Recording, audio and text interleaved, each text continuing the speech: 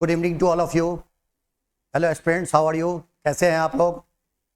आशा है कि आप लोग स्वस्थ होंगे और अपने जो भूमिका है उसका उचित निष्पादन कर रहे होंगे। आज हमने जो सामान्य अध्ययन है, जो प्रतियोगिता परीक्षाओं के लिए काफ़ी महत्वपूर्ण सेगमेंट है, उसमें हमने जो उसके अलग अलग भाग हैं, जैसे इतिहास है, भूगोल है, संविधान है, सामान्य विज्ञान है, अर्थशास्त्र है, सामान्य ज्ञान है, करंट अफेयर्स है, उसके अंतर्गत हमने इतिहास के विषय को लिया है। जैसा कि आप लोगों को जानकारी होगी कि जब हम इतिहास शब्दावली का जिक्र करते हैं तो जहन में इतिहास को दो भागों में डिवाइड करते हैं, एक अपना भारत का इतिहास और दूसरा विश्व का इतिहास। हमने आज भारत के इतिहास के अंतर्गत जो प्राचीन भारत का इतिहास है, उस इतिहास में जो इम्पोर्टेंट टॉपिक है, वो टॉपिक हमारा है प्राचीन भारत में किस प्रकार जो राज्य है और जो राजतंत्र है उस प्रणाली का उदय हुआ और कैसे विकास हुआ। इसी विषय वस्तु को हम लोग आगे कंटिन्यू करेंगे।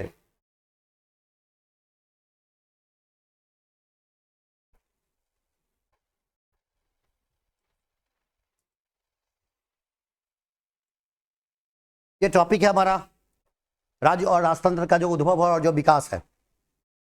टॉपिक काफ़ी इंटरेस्टिंग है और जैसा कि आप लोग को जानकारी होनी चाहिए कि जब हम लोग राज्य व्यवस्था की बात करते हैं तो राज्य एक राजनीतिक शब्दावली है, और जो राज्य राजनीतिक शब्दावली है उसकी इसी के अंतर्गत हम लोग राज्य के तीन अंग की बात करते हैं। एक है कार्यपालिका, दूसरा विधानमंडल और तीसरा न्यायपालिका। ये जो राज्य की शब्दावली है ये है तो बहुत प्राचीन, काफ़ी पुरानी, लेकिन इस व्यवस्था को विकसित करने का श्रेय विश्व में किन देशों को जाता है? क्योंकि जब हम लोग इतिहास का अध्ययन करते हैं तो जो प्राचीनतम राज्य है उसमें भारत, चीन, मिस्र और मेसोपोटामिया, जिसका वर्तमान में नाम इराक है, उसमें राज्य शब्दावली का उल्लेख है। लेकिन जिन देशों की हमने चर्चा किया है उसमें सबसे अधिक विकसित, सबसे अधिक परिमार्जित जिस देश की चर्चा होती है उसका नाम है भारत। राज्य की परिभाषा को आधुनिक संदर्भ में देने का काम यूरोप और अमेरिका के देशों ने दिया। भारत में जो राज्य की परिभाषा है, राज्य के जो भूमिकाओं को हम लोग समझते हैं, वो प्राचीन भारत के इतिहास में ही था। प्राचीन भारत के इतिहास में जो राज्य शब्दावली है वो कैसे विकसित हुआ, और उसी के अंतर्गत हम लोग राज्य से जुड़ा हुआ एक शब्द है जिसका नाम है राजतंत्र प्रणाली। उसी प्रणाली को भी हम लोग जानने और समझने का प्रयास करेंगे। ये टॉपिक हमने आज लिया है जो सामान्य अध्ययन के दृष्टिकोण से काफ़ी अहम है, काफ़ी महत्वपूर्ण है, क्योंकि प्रायः यह देखा गया है कि सामान्य अध्ययन में जो इतिहास विषय वस्तु है उसके अध्ययन में मेमोराइज करने पर विशेष बल है, किसी चीज़ को याद करने पर विशेष बल है, जबकि इतिहास एक ऐसा सामाजिक विषय है जिसको अगर समझ के पढ़ते हैं, इसको अगर कॉन्सेप्चुअली आप अंडरस्टैंड करते हैं तो वो चीज़ें काफ़ी लंबे समय तक याद रहती है, और परीक्षा में जो प्रश्न पूछे जाते हैं उनको हम लोग हल करने में ज़्यादा अपने आप को सहज और सामान्य महसूस करेंगे। तो जो विषय वस्तु है वो हमने प्राचीन भारतीय इतिहास के ये इस कंटेक्स्ट के आधार पर हमने लिया है। एक है राज्य और दूसरा है राजतंत्र, क्योंकि राजतंत्र का मतलब एक ऐसा व्यक्ति है जो राज्य का संचालन करेगा, राज्य को अपने नियंत्रण में करेगा। ये जो मोनार्कियल सिस्टम था, जो राजतंत्र प्रणाली है, उसको विकसित करने का काम भारत ने किया। व्यवस्था काफ़ी प्राचीन है, वो कैसे कैसे विकसित हुआ, किस युग में क्या था, नेचर ऑफ स्टेट क्या था, नेचर ऑफ मोनार्की क्या था, इस चीज़ को हम लोग समझने का प्रयास करेंगे आज छोटी सी कक्षा में, और उसी के आधार पर हम लोग एक अवधारणा को स्पष्ट करेंगे ताकि आने वाले परीक्षाओं के लिए वो चीज़ें आपके लिए महत्वपूर्ण हो और आप आराम से बड़ी आसानी के साथ उस प्रश्नों को आप हल कर सकें। आइए हम इस क्लास को आगे बढ़ें कि कैसे कैसे राज्य और राजतंत्र का उद्भव हुआ, कैसे ओरिजिनेट किया और कैसे इसका डेवलपमेंट हुआ या कैसे इसका इवोल्यूशन हुआ। आप गौर से देखेंगे हमने दो फोटोग्राफ आपको दिया है, एक है एक शासक के बारे में और दूसरा एक व्यक्ति के बारे में। ये शासक दरअसल कोई और नहीं, ये चंद्रगुप्त मौर्य है, और ये व्यक्ति कोई और नहीं बल्कि विष्णुगुप्त, कौटिल्य और चाणक्य। जैसा कि आप लोग जानते हैं कि ये जो चंद्रगुप्त मौर्य है, जब हम लोग किसी राजवंश की बात करते हैं, डायनेस्टी की बात करते हैं, तो भारतीय इतिहास के दृष्टिकोण से जो सबसे पहला डायनेस्टी है, अगर स्पष्ट रूप से कहा जाए, वैसे हर्यंक वंश भी था जिसको महाजनपद काल कहते हैं, लेकिन जिसने साम्राज्य की स्थापना किया दरअसल वो चंद्रगुप्त मौर्य है और मौर्य राजवंश है। इस समाज की स्थापना में जिसने सहयोग किया, सपोर्ट किया, असिस्ट किया, कंप्लीट ट्रेनिंग दिया, वो आपके कौटिल्य, विष्णुगुप्त या चाणक्य हैं। हम लोग इन्हीं के फोटोग्राफ के आधार पर इस विषय वस्तु को निश्चित तौर पर समझने का प्रयास करेंगे। लेकिन जब हिस्ट्री की बात करते हैं तो इसके जेनेसिस को, इसके ओरिजिनेशन को, इसकी उत्पत्ति को समझते हैं। क्योंकि अभी अभी हमने कहा है इतिहास पर इस बात का आरोप है कि यह तथ्यात्मक विषय वस्तु है, इसमें चीज़ों को याद करना पड़ता, जबकि यह मैं आपको स्पष्ट कर दूं कि यह अवधारणात्मक विषय है। इसमें किसी चीज़ को अगर आप सही ढंग से समझते हैं तो वो काफ़ी लंबे समय तक याद होगा। आप लंबे समय तक अगर याद करना चाहते हैं तो चीज़ों के पीछे के पृष्ठभूमि को भी जानना आवश्यक है। हमने जो जेनेसिस लिया, जो उत्पत्ति लिया, दरअसल वो ऋग्वैदिक काल, क्योंकि ऋग्वैदिक काल से पहले भी हम लोग जा सकते हैं, जिसको कहते हैं pre history period. Pre history period जो है प्रागैतिहासिक काल, जिसको पत्थरों का युग भी कहा गया है, वो स्टेटलेस सिस्टम था, उसमें राज्य का अस्तित्व नहीं है। राज्य और राजतंत्र की प्रणाली की उत्पत्ति अगर देखेंगे, उसका जो जेनेसिस है, उसकी उत्पत्ति है भारतीय संदर्भ में, वो हम लोग थोड़ा ऋग्वैदिक काल से समझने का प्रयास करते हैं। ऋग्वैदिक काल की जो अवधि है वो 1500 ईसा पूर्व से 1000 ईसा पूर्व की है। जो भी आपको डेट दिया गया है, जो भी टाइम पीरियड दिया गया है, उसका आधार जो हमने रखा है वो एनसीईआरटी, और वो एनसीईआरटी की जो पुस्तक है वो आधुनिक पुस्तक नहीं है, वो प्राचीन पुस्तक है। 70 के एडिशन की किताबें हैं, इसलिए आप इस टाइमलाइन पे भरोसा कर सकते हैं। राजा की दैवीय उत्पत्ति का सिद्धांत है, क्योंकि राज्य से पहले राजा की दैवीय उत्पत्ति का सिद्धांत है, जिसका संबंध ऋग्वेद में, और इसी के समानांतर राज्य की जो उत्पत्ति है उसका भी पहलू आया है। लेकिन ऋग्वेद पहले है, ऋग्वेद के बाद हम लोग पढ़ते हैं ब्राह्मण साहित्य।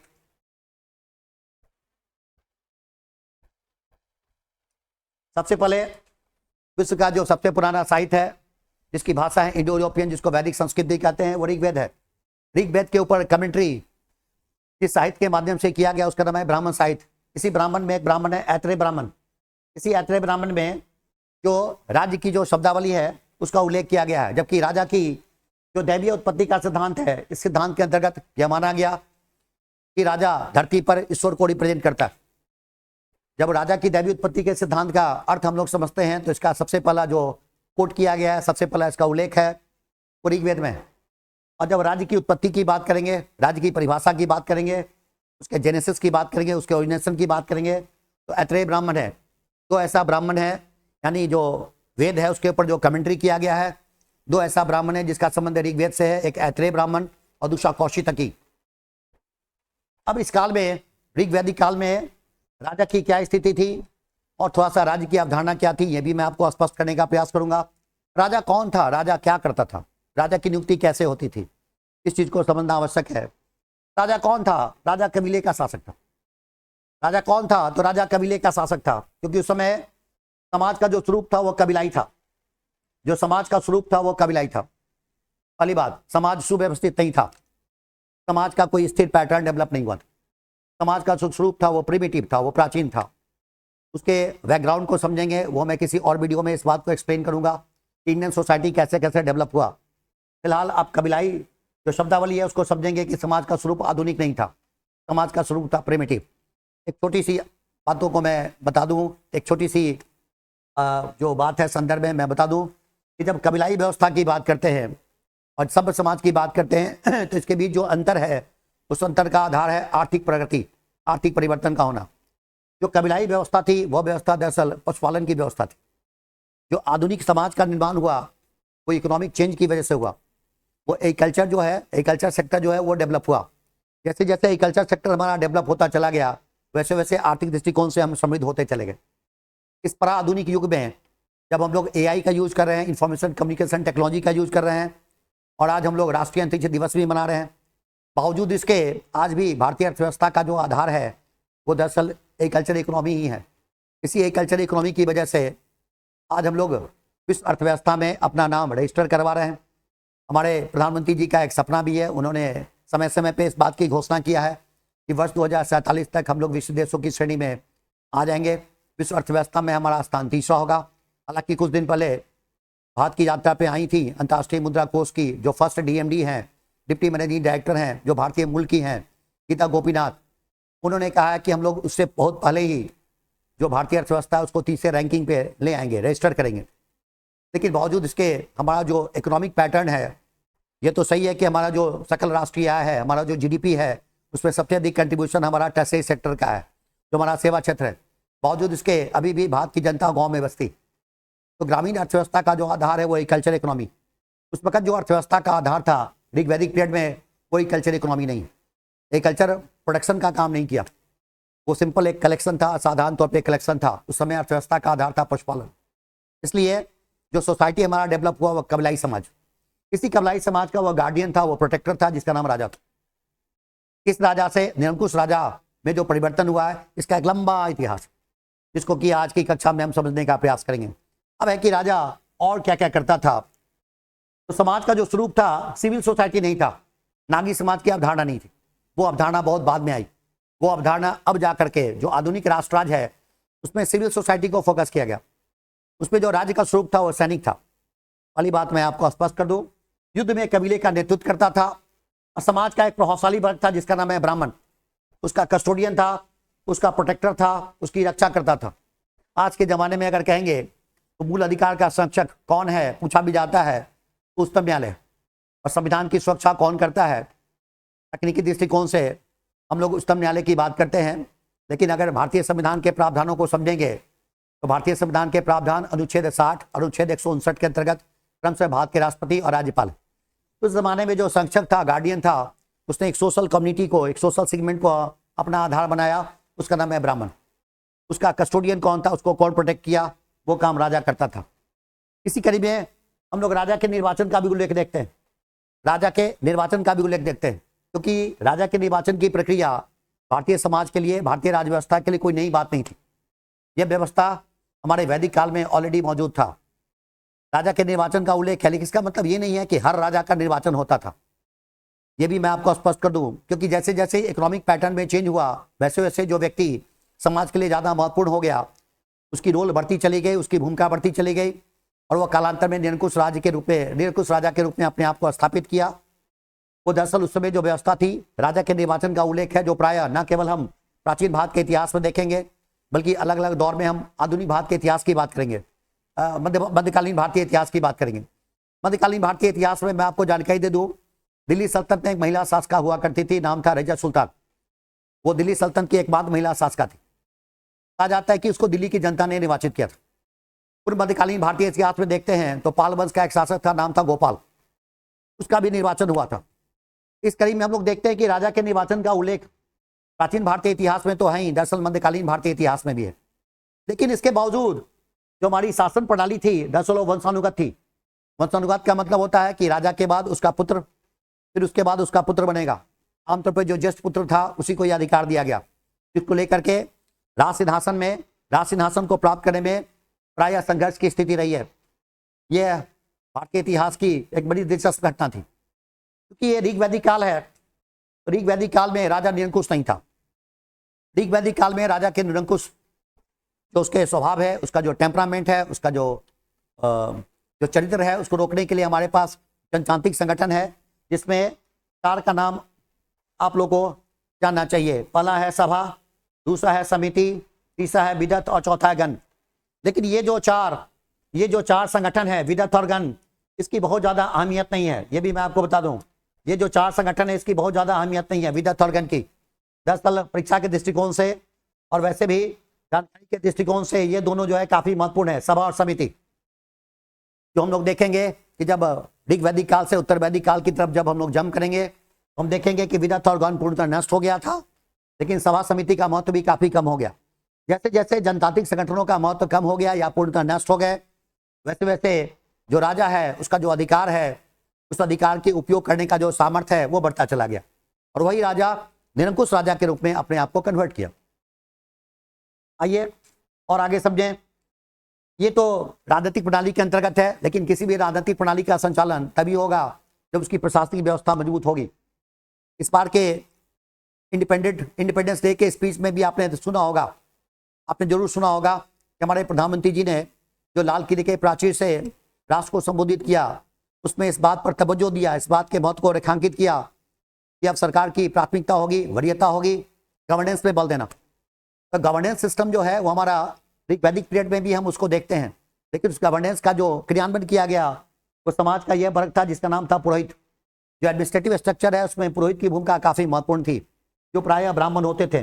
2 प्रमुख पुरोहित है, एक वशिष्ठ और दूसरा विश्वामित्र। ये दोनों जो वशिष्ठ और विश्वामित्र जो हमारे 2 पुरोहित हैं, दरअसल उनके बीच में आपस में व्यक्तित्व की टकराहट भी थी। इसी व्यक्तित्व के टकराहट का एक परिणाम भी है जिसको हम लोग कहते हैं 10 राजाओं का युद्ध। सुनने के लिए हम लोग इसको समझते हैं कि रिवर रिसोर्सेज को लेकर के, नदी संसाधन को लेकर के सबसे पहला जो युद्ध विश्व इतिहास में हुआ था वो 10 राजाओं का युद्ध था। और जिस नदी संसाधन को लेकर के विवाद की स्थिति आई थी उसका नाम था रावी नदी, जिसका ऋग्वैदिक नाम है पुरुषनी नदी। आगे है, ये तो काल हो गया हमारा ऋग्वैदिक पीरियड का। इसके बाद हम लोग महाजनपद काल को रेफरेंस के तौर पे हम लोग लेते हैं, क्योंकि हमने अभी अभी बताया है कि जो वैदिक काल है उस वैदिक काल में जो इसका जेनेसिस है, उसकी उत्पत्ति है वो ऋग्वैदिक काल। लेकिन जैसे जैसे इकोनॉमी में चेंज होता चला गया वैसे वैसे राजा का जो कर्तव्य था, राजा की जो भूमिका थी उसमें बढ़ोतरी हुई। उत्तर वैदिक काल में क्या हुआ कि किसी अर्थव्यवस्था का उदय हुआ। उदय के पीछे कारण क्या था? आयरन टेक्नोलॉजी आया, किसी अर्थव्यवस्था का उदय हुआ और जो हमारा एग्रीकल्चर पैटर्न है वो डेवलप हुआ। उसी एग्रीकल्चर पैटर्न के डेवलपमेंट में हमारा अधिशेष जो सरप्लस प्रोडक्शन है वो हो गया। इसकी वजह से राजा को जो टैक्स एडमिनिस्ट्रेशन है, जो हम लोग आगे देखेंगे, उसको स्थापित करने में सहयोग और समर्थन प्राप्त हुआ। और जब राजा के पास इंडिपेंडेंट टैक्सेशन सिस्टम हो गया तो फिर राजा ने कहीं ना कहीं अपनी भूमिका में बढ़ोतरी किया। ये सब तब हुआ जब देश के इकोनॉमिक पैटर्न में परिवर्तन हुआ, जिसका आधार एग्रीकल्चर इकोनॉमी था। और एग्रीकल्चर इकोनॉमी का आधार था आयरन टेक्नोलॉजी का एप्लीकेशन करना, उसका यूज करना, उसका उपयोग करना। हम लोग महाजनपद काल की बात करते हैं क्योंकि दो काल अवधि को हम लोग समझने का प्रयास करेंगे। एक महाजनपद काल जिसको कहते हैं 6ठी सदी ईसा पूर्व, और एक हमारा है मौर्य काल। मौर्य काल को हम लोग कहते हैं 4ठी सदी ईसा पूर्व, यानी ईसा मसीह के जन्म से पहले। अगर हम लोग बात करेंगे साम्राज्यवाद शब्दावली का, तो भारतीय इतिहास में पहली बार जो साम्राज्यवाद शब्दावली है दरअसल वो महाजनपद काल में। और सबसे पहला जो साम्राज्यवाद शब्दावली का उपयोग जिस क्षेत्र के लिए किया जाता है, जिस भौगोलिक क्षेत्र के लिए किया जाता है, उसका नाम था मगध। और जिस वंश के संदर्भ में इसका उपयोग किया जाता है उसका नाम था हर्यंक वंश। हर्यंक वंश का जो संस्थापक शासक था उसका नाम था बिंबिसार। भारतीय इतिहास में बिंबिसार और बिंदुसार दो अलग अलग नाम हैं। जब हम लोग बिंबिसार की बात करते हैं तो हर्यंक वंश का संस्थापक था, इसी का पुत्र था अजातशत्रु, इसी का उपनाम था श्रेणिक। श्रेणिक का मतलब है अस्थायी सेना का गठन करने वाला। इसी का पुत्र था कुनिक अजातशत्रु, जिसने पिता की हत्या किया। जो बिंदुसार है वो बिंदुसार दरअसल चंद्रगुप्त मौर्य का सक्सेसर था, उसका उत्तराधिकारी था। यहाँ पर आप लोग कंफ्यूज ना होंगे, यहाँ पर किसी प्रकार का कोई भ्रम ना पालेंगे। बिंबिसार महाजनपद काल का था, जिसने जिस क्षेत्र को रिप्रेजेंट किया दरअसल वो मगध है। आइए बिंबिसार के बारे में जाने। अभी अभी हमने कहा कि इसका उपनाम था श्रेणिक, और श्रेणिक का मतलब होता है अस्थायी सेना का संगठन करने वाला। ये तब हुआ जब हमारी किसी अर्थव्यवस्था पूर्वी उत्तर प्रदेश और बिहार में काफी ज्यादा विकसित और परिमार्जित हुई। किसी अर्थव्यवस्था जब काफी ज्यादा विकसित हो गई तो जाहिर सी बात है इसका मतलब हुआ उत्पादन अधिक हुआ। और जो उत्पादन अधिक हुआ तो गांव में रहने वाले जो लोग हैं उनकी जो आवश्यकता है पूरी हो गई। और पूरी होने के बाद अब उन्होंने क्या किया कि सरप्लस जो भी था उनके पास उन्होंने राजा को और राज्य को देना शुरू कर दिया, क्योंकि उस समय राज्य की अवधारणा स्पष्ट नहीं थी, लेकिन राजा स्पष्ट था, जिसके साथ इनका इंटरेक्शन था लोगों का, जिसके साथ उसका इंटरफेस था। यह अस्थायी सेना की बुनियाद बनी। अस्थायी सेना का मतलब ये होता है दो प्रकार की फोर्सेज होती है। एक फोर्सेज होती है टेम्पररी फोर्स और दूसरा फोर्स होता है परमानेंट फोर्स। जो टेम्पररी मिलिट्री फोर्स था उसको मिलिशिया कहा गया, और उस मिलिशिया को, उस टेम्पररी फोर्स को ऋग्वैदिक काल में समय समय पर एकत्रित किया जाता था। लेकिन जो स्टैंडिंग आर्मी है, जो परमानेंट फोर्स है, वो तब विकसित हुआ जब राजकोष की अवधारणा आई, जब ट्रेजरी की अवधारणा आई, जिसको आजकल हम लोग कहते हैं फिस्कल सिस्टम। और जो राजकोष की अवधारणा आई दरअसल उत्तर वैदिक काल, वही राजकोष विकसित हुआ महाजनपद काल में। विकसित होने के पीछे आधार था मजबूत और परिपक्व कृषि अर्थव्यवस्था का होना। ये अस्थायी सेना की अवधारणा आई। अस्थायी सेना की अवधारणा से निश्चित तौर पे जो राजा है वो मजबूत हुआ होगा। लेकिन यह भी याद रखना है कि राजा के मजबूत होने से ही राज्य की व्यवस्था का संचालन होता है, क्योंकि राजतंत्र प्रणाली में राज्य और राजा के बीच में कोई बुनियादी फर्क नहीं होता। ये चीज स्मरण करना पड़ेगा, क्योंकि हम लोग वर्तमान लोकतांत्रिक युग में रह रहे हैं तो शायद कई लोगों को इस दोनों टर्मिनोलॉजी में भ्रम की स्थिति होगी। लेकिन जब हम लोग राजतंत्र प्रणाली कहते हैं तो राजतंत्र प्रणाली में जो राज्य का संचालन है वो राजा के द्वारा किया जाता है। आइए थोड़ा सा हम लोग और विषय वस्तु देख लेते हैं कि जो टैक्सेशन सिस्टम है उसको कैसे वसूला जाता था। तो वसूलने की जो जानकारी थी, जब हम लोग कहते हैं वसूलने की जानकारी थी, तो वैसा सिस्टमेटिक पैटर्न जो उत्तर वैदिक काल में विकसित हुआ, तो जो उत्तर वैदिक काल में विकसित हुआ सिस्टमेटिक पैटर्न दरअसल वैसा विकसित नहीं हुआ जैसा मौर्य काल में विकसित हुआ। क्योंकि जो टैक्सेशन सिस्टम में हम लोग कहते भी हैं कि सबसे परिपक्व जो कर प्रणाली थी, कर प्रशासन की प्रणाली थी, उसकी शुरुआत उत्तर वैदिक काल में हुई, आगे महाजनपद काल में चला। लेकिन विश्व अर्थव्यवस्था में आप देखेंगे कि सबसे ज्यादा जो परिपक्व और विकसित कर प्रणाली थी दरअसल मौर्य काल ने स्थापित किया था। उस समय वैसा सिस्टम नहीं था, लेकिन फिर भी कुल मिला जो के ऐसी व्यवस्था जरूर थी कि राजा जो उत्पादक था, कृषि उत्पादक था, जो किसान थे, उसके अधिशेष को प्राप्त करता था। वही आपको बदले में जो मॉडर्न टैक्सेशन सिस्टम है उसको कहीं ना कहीं विकसित करने का आधार हुआ। लेकिन उस समय की जो टैक्सेशन सिस्टम थी उसको हम लोग प्रिमिटिव टैक्सेशन सिस्टम कह सकते हैं। वो प्राचीन टैक्सेशन प्रणाली थी, कर प्रणाली थी। उस समय का फिस्कल सिस्टम वही था। उतनी बड़ी अधिकारी तंत्र की बात नहीं थी। और हमने आपको बताना यह है कि सबसे पहला और सबसे विकसित जो अधिकारी तंत्र है, सबसे व्यापक अधिकारी तंत्र है, वो विकसित करना की जो स्थिति आई वो मौर्य काल में। ऊपर से नीचे तक अधिकारियों का एक तंत्र था और सबको नगद वेतन दिया जाता था, सबको कैश वेतन मिलता था। और वेतन जब दिया जाता था उसके लिए चांदी की मुद्राएं होती थी जिसका नाम था पन। इतना पूरा का पूरा इकोनॉमी इतना ज्यादा मोनिटाइज हो गया, इतना ज्यादा मौद्रिकीकृत हो गया कि विश्व अर्थव्यवस्था में सबसे पहले इन्फ्लेशन को जो एक्सपीरियंस किया गया वो दरअसल मेसोपोटामिया ने नहीं किया, मिस्र ने नहीं किया, चाइना ने नहीं किया, जापान और कोरिया की अर्थव्यवस्था उस समय नहीं थी, अमेरिका नहीं था, ब्रिटेन नहीं था, फ्रांस नहीं था, जर्मनी नहीं था। पूरी वर्ल्ड इकोनॉमी में सबसे पहले मुद्रास्फीति, महंगाई या इन्फ्लेशन शब्द को एक्सपीरियंस करने वाला भारत था। इस बात का खुलासा किसी और ने नहीं बल्कि विष्णुगुप्त या कौटिल्य या चाणक्य के द्वारा अपनी रचना अर्थशास्त्र में दिया गया। आइए हम लोग और आगे देखें। राज्य को स्वेच्छा से जो कर भेंट किया जाता था, जो हम लोग कहते हैं वैदिक पीरियड में उसका नाम था बलि। उत्तर वैदिक काल में जो बलि था वो अनिवार्य हो गया, क्योंकि हम लोग को यह समझना है कि टैक्सेशन सिस्टम हमारा कैसे कैसे ग्रो हुआ और कब ऐसी स्थिति आ गई कि आप कर की अदायगी नहीं करेंगे तो आपको मृत्यु दंड दिया जाएगा। बड़ा इंटरेस्टिंग है। और ऐसी स्थिति भारतीय इतिहास में है मौर्य काल में। और इस शब्द का, इस वाक्य का, इस संदर्भ का उपयोग करने वाला, कोट करने वाला पहला व्यक्ति मेगास्थनीज था, जिसने कहा कि अगर बिक्री कर की अदायगी नहीं की जाती थी तो जो आरोपी है, जो दोषी है, जो अपराधी है, उसको मृत्यु दंड दिए जाने का प्रावधान था। वो प्रावधान अभी इंडिया के मॉडर्न टैक्सेशन सिस्टम में नहीं है। ये और बात है कि कभी कभी हम लोग न्यूज़पेपर में टैक्स टेररिज्म पढ़ लेते, कर आतंकवाद पढ़ लेते, लेकिन अभी ऐसा नहीं है कि आप कर की अदायगी ना करेंगे तो आपको मृत्यु दंड दिया जाएगा। ये प्रावधान वर्तमान जो भारतीय कर प्रशासन प्रणाली है उसमें नहीं, लेकिन मौर्य काल में ऐसी व्यवस्था थी। और इस व्यवस्था को कोट करने वाला जो व्यक्ति है वो कौटिल्य नहीं है, मेगास्थनीज है, जिसने अपनी रचना इंडिका में इस बात को कोट किया। चलिए उत्तर वैदिक काल को संदर्भ को हम लोग देखें। 1000 ईसा पूर्व से 600 ईसा पूर्व का यह काल अवधि है। हमने बता दिया, एनसीईआरटी के आधार पर आपको इसको समझना आवश्यक है। इसी उत्तर वैदिक काल में जो कंसेप्ट आया वो क्षत्रिय राज्य का उदय। जो क्षत्रिय राज्य का उदय हुआ कैसे हुआ उदय? क्योंकि भौगोलिक विस्तार बढ़ गया, और भौगोलिक विस्तार बढ़ गया तो राज्य के जो आकार है उसमें बढ़ोतरी हुई, जिसको कहा गया जनपद। इसी जनपद को कालांतर में 6ठी सदी ईसा पूर्व में महाजनपद का नाम दिया गया। और इसी महाजनपद का अगला जो पड़ाव हुआ वो हुआ साम्राज्य। जो ऐत्रेय ब्राह्मण में जो राज्य है, जो जन है, वो उत्तर वैदिक काल में हो गया जनपद। वही उत्तर वैदिक काल का जो जनपद है, उत्तर वैदिक काल का मतलब 1000 ईसा पूर्व से 600 ईसा पूर्व, वही उत्तर वैदिक काल का जो जनपद है वो महाजनपद काल में हो गया महाजनपद।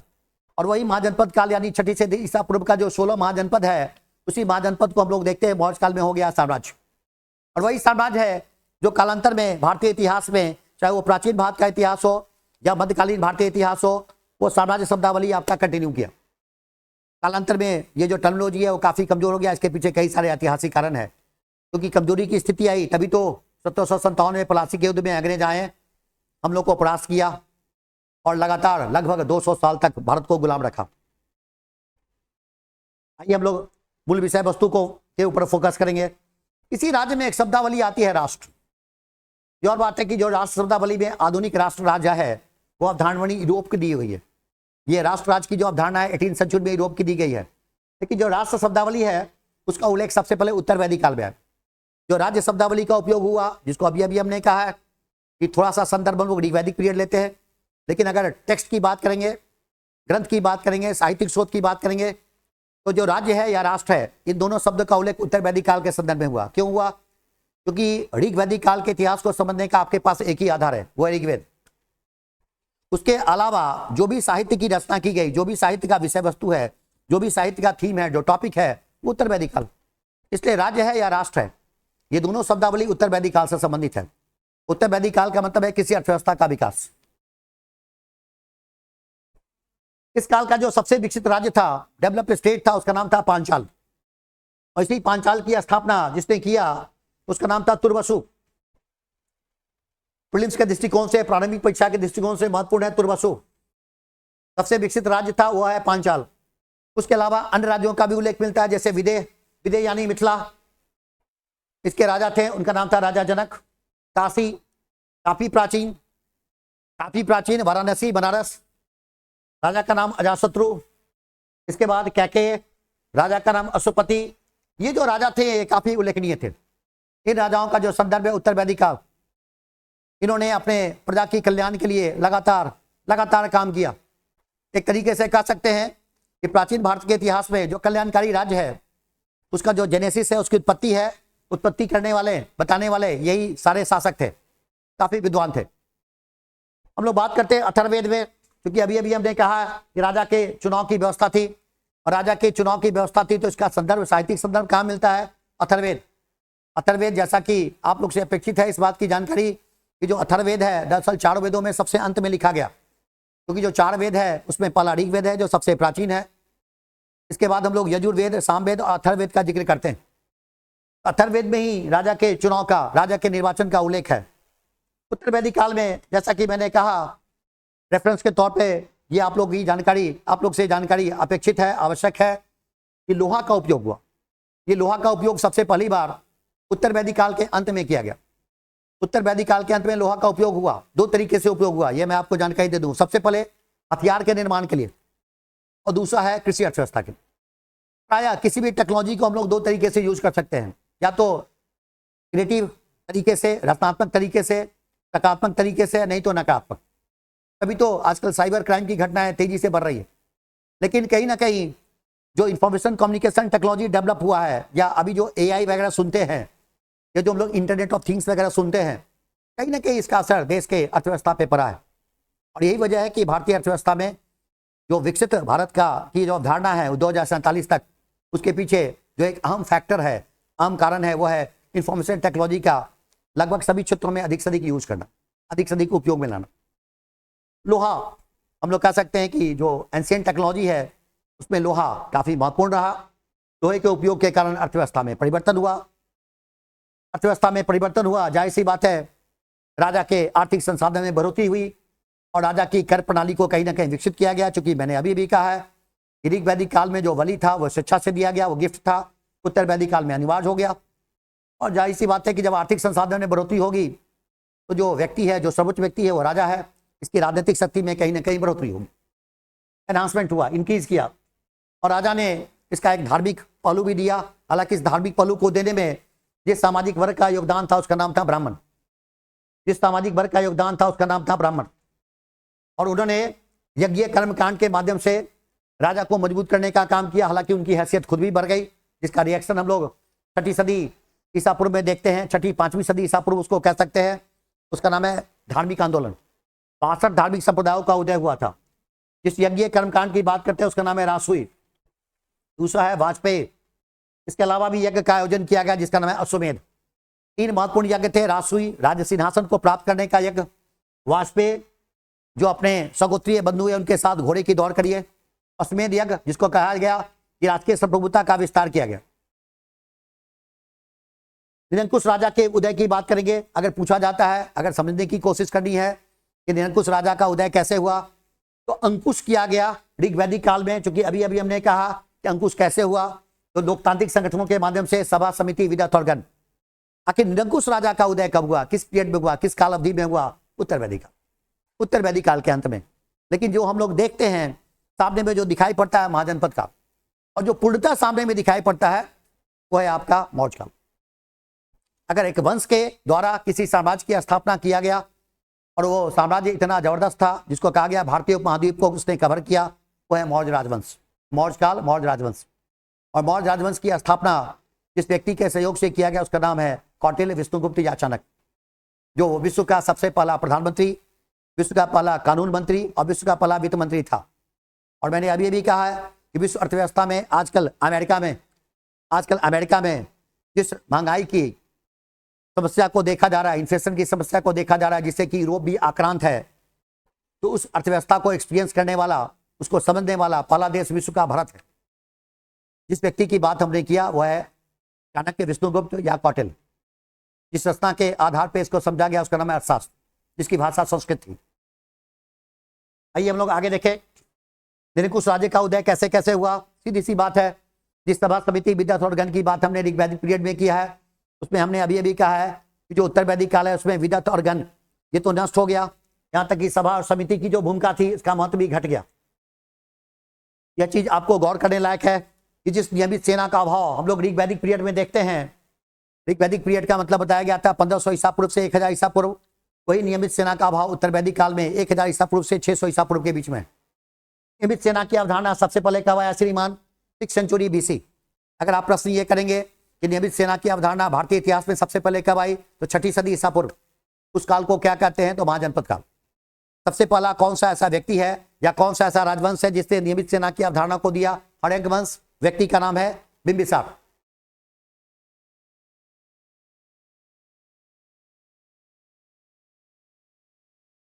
राजा के राज्याभिषेक, जिसको अभी अभी हमने कहा रासु यज्ञ, रासु यज्ञ राजा के राज्याभिषेक की जो परंपरा है वो किस काल से प्रारंभ हुई? उत्तर वैदिक काल। जो राजा के राज्याभिषेक की परंपरा प्रारंभ हुई उत्तर वैदिक काल, इसको दिमाग में रखेंगे। और राजा के राज्याभिषेक को जिस यज्ञ के माध्यम से समझा गया उसका नाम है रासु यज्ञ। और इसका सबसे पहला विवरण, सबसे पहला वर्णन जिस ब्राह्मण साहित्य में समझा गया उसका नाम है शतपथ ब्राह्मण, सबसे पहला। और शतपथ ब्राह्मण का संबंध जिस वेद से था उसका वेद का नाम है यजुर्वेद। और हमने अभी भी कहा कि वेद के बाद ब्राह्मण साहित्य की रचना हुई। जब वैदिक साहित्य की बात करते हैं सबसे पहला वेद, चारों वेद। इस चारों वेद में सबसे पुराना वेद है ऋग्वेद, दूसरा है ब्राह्मण साहित्य, तीसरा है आरण्यक साहित्य और चौथा उपनिषद। इस चारों में सबसे ज्यादा विशद, सबसे ज्यादा व्यापक वो है उपनिषद, जिसकी कुल संख्या 108 है। जो वैदिक साहित्य की चर्चा मैं किसी अगले वीडियो में करूंगा।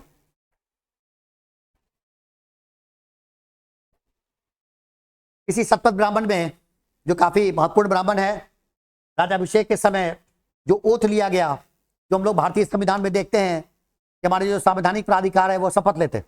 हमारे राष्ट्रपति शपथ लेते हैं, हमारे उपराष्ट्रपति शपथ लेते हैं, हमारे प्रधानमंत्री शपथ लेते हैं, हमारे केंद्रीय मंत्रिमंडल के जो सदस्य हैं वो शपथ लेते हैं, मंत्रिपरिषद के सदस्य शपथ लेते हैं, राज्यपाल शपथ लेते हैं, मुख्यमंत्री शपथ लेते हैं।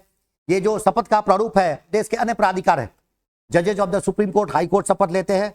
ये शपथ का जो प्रावधान है वो प्रावधान है विश्व में जो हमने जेनेसिस, हमने जो अपनी उत्पत्ति किया वो तो हमारा वैदिक पीरियड है।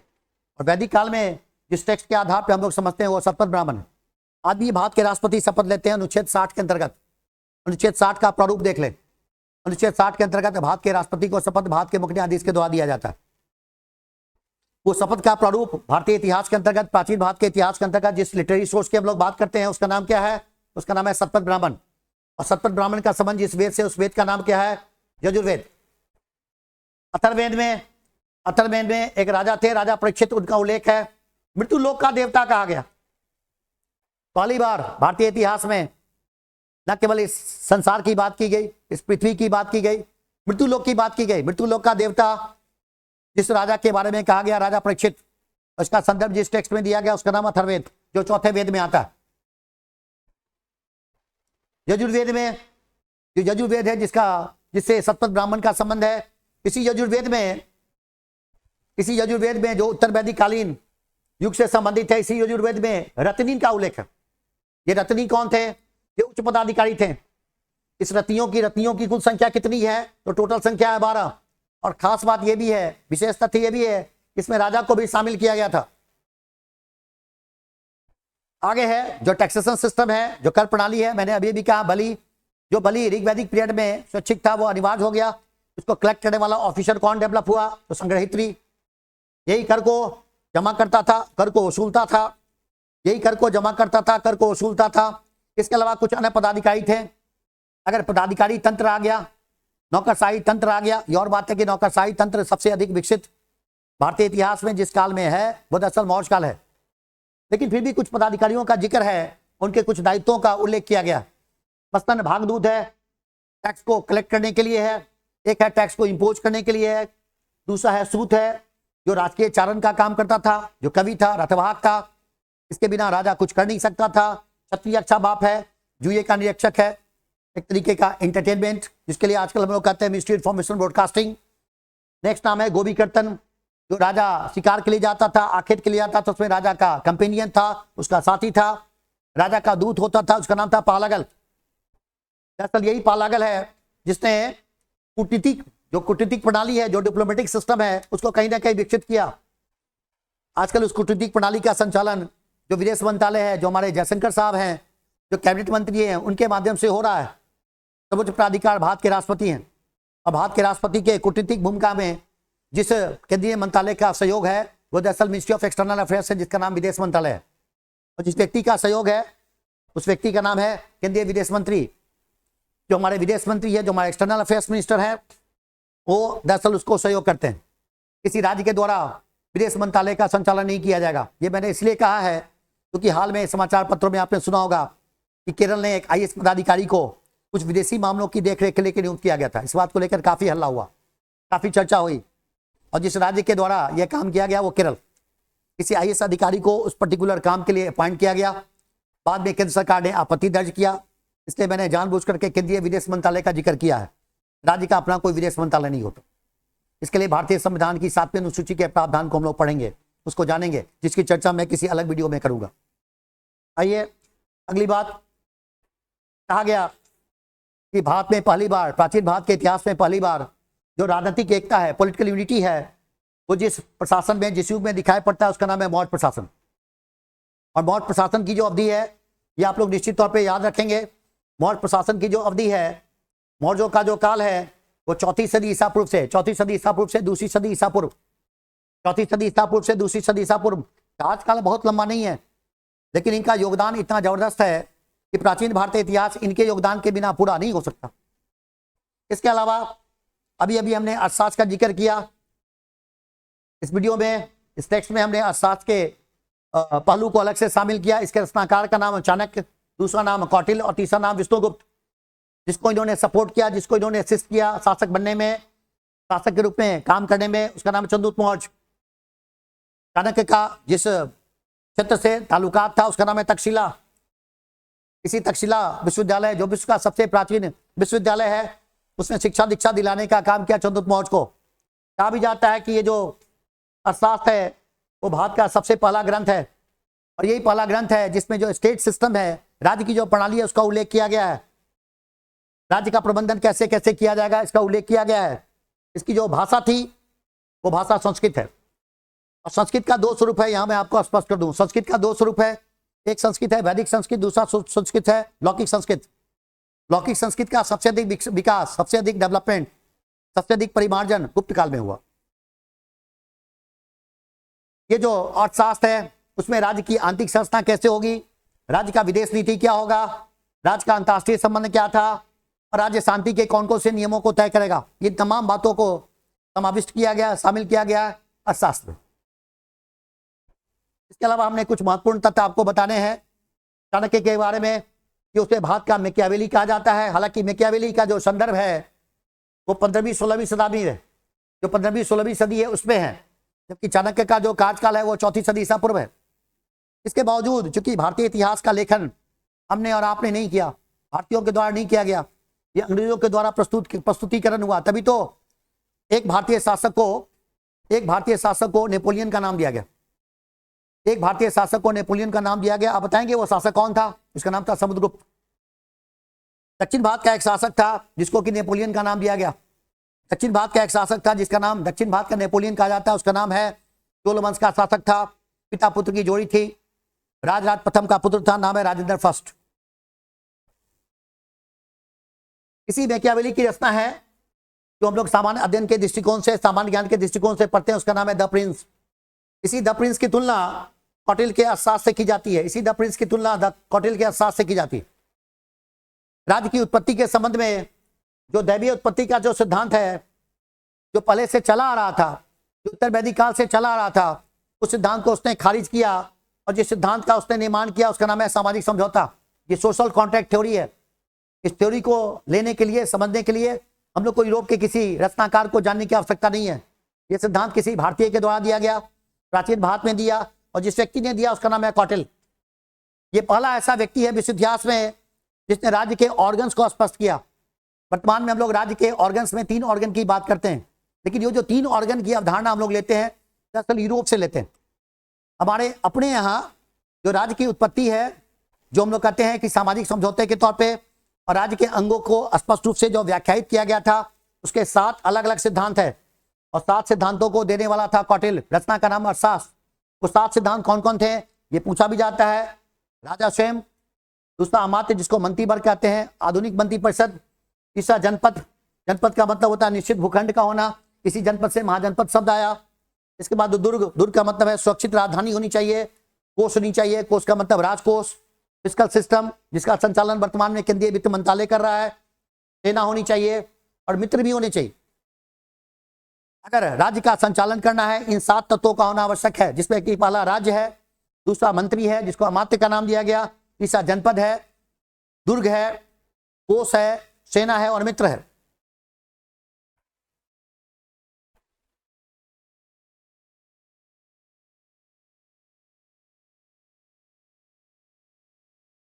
सम्राट कौन है? सम्राट सर्वोच्च सत्ता है। हम लोग कह सकते हैं कि राजनीतिक शब्दावली में जिस संप्रभुता की बात होती है, सॉवरेंटी की बात होती है, जिसका अर्थ बताया जाता है, इस संप्रभुता का अर्थ है कि आंतरिक और बाहरी किसी प्रकार का कोई नियंत्रण नहीं होगा। ये जो सर्वोच्च सत्ता है, ये जो संप्रभुता है राजतंत्र प्रणाली में, उसका वास्तविक उपयोग कौन करता है, तकनीकी रूप से उपयोग कौन करता है, कानूनी उपयोग कौन करेगा, वास्तविक उपयोग कौन करेगा? राजा स्वयं, सम्राट। उसके ऊपर किसी प्रकार का कोई बंदिश, किसी प्रकार का कोई नियंत्रण नहीं होगा। और ऐसी अवधि में, इस अवधि में आकर के जिसको हम लोग कहते हैं महाजनपद काल या मौर्य काल, और कालांतर में जैसे हम लोग कहते हैं गुप्त काल, गुप्ता पीरियड जो गुप्त काल है, या दक्षिण भारत के इतिहास में चोल काल, जो राजा का स्वरूप था, नेचर ऑफ मोनार्की था, वो एब्सोल्यूट था, अनकंट्रोल्ड था, वो सॉवरेन था। इस संप्रभुता के पीछे कारण थी मजबूत अर्थव्यवस्था का होना। धर्म प्रवर्तक कहा गया, कानून का निर्माता कहा गया। अभी जो राजा है अच्छे अच्छे कानून बनाता है।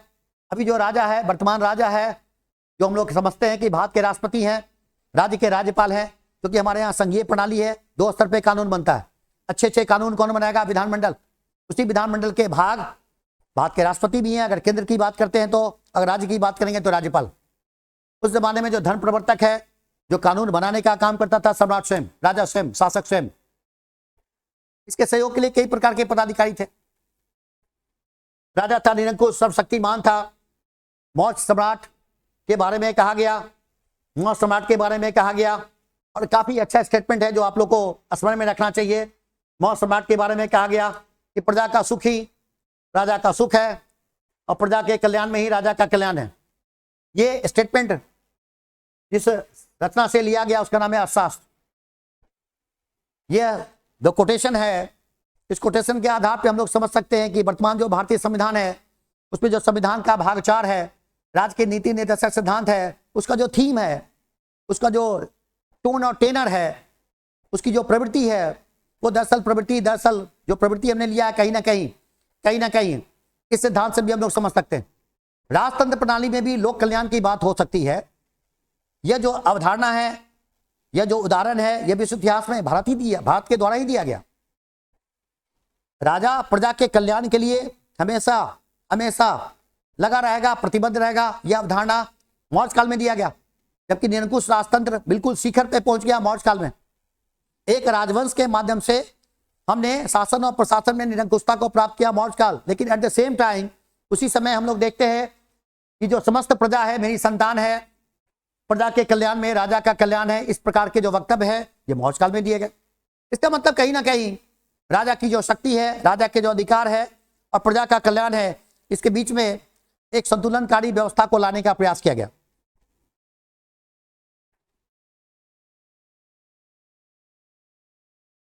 कहा जाता है कि भारत का सबसे पहला जो चक्रवर्ती सम्राट है, वो सम्राट बिंबिसार नहीं, वो सम्राट अजातशत्रु नहीं, वो सम्राट कोई और नहीं बल्कि चंद्रगुप्त मौर्य है। और मैंने अभी चर्चा किया है, हमने अभी कहा है कि भारतीय उपमहाद्वीप पर पहली बार रूल करने वाला, जिसको हम लोग कह सकते हैं अनियंत्रित नियंत्रण करने वाला जो राजवंश था, वो मौर्य राजवंश है। भारतीय उपमहाद्वीप, और भारतीय उपमहाद्वीप में जो मौर्य राजवंश है उसका संस्थापक शासक चंद्रगुप्त मौर्य है, और जिसके सहयोग और समर्थन से उसने इस पूरी व्यवस्था का संचालन किया, उसका नाम है कौटिल्य। चक्रवर्ती चित्त की स्पष्ट अवधारणा हमने अर्थशास्त्र में उल्लिखित किया है।